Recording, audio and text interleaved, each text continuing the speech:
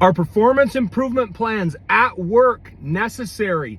They are not. And I will tell you, as somebody that has been in HR for over 20 years, what little hair I have left is mostly gray, guys, that not only PIPs unnecessary, but a lot of the times they're actually counterproductive to what a company is trying to do, and I'm going to explain why.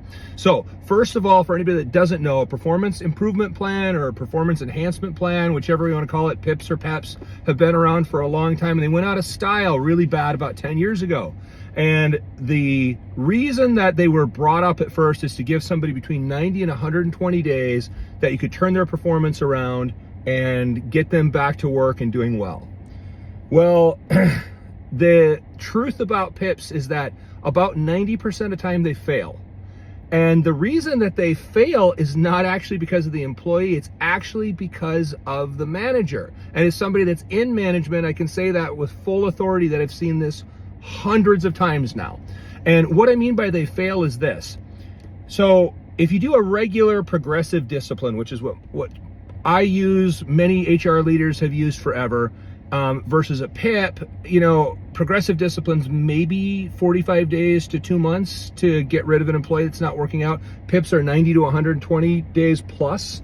And the reason that they don't work is because after about 30 days, most PIPs are set up that every 2 weeks or every month at most, the manager's meeting with the employee, going over a curriculum to help them, to coach them, to get them turned around, all of that.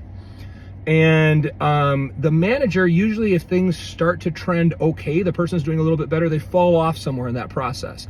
And then, the employee's doing okay, you go along, and then maybe near the end of the PIP, the employee starts to struggle again, and then they decide to let him go. So then what does the employee say in response to that? Well, what they say, guys, is, hold on a second. Bob met me on my 30-day meeting. He didn't even meet me on my 60 and 90-day meeting, give me any direction or coaching. And now it's 120 days and I'm getting fired. This is total BS. That's why PIPs fail all the time. And it puts the company in a bad position. Don't do them if you're a leader, if you're an employer, if you own a company, don't do them.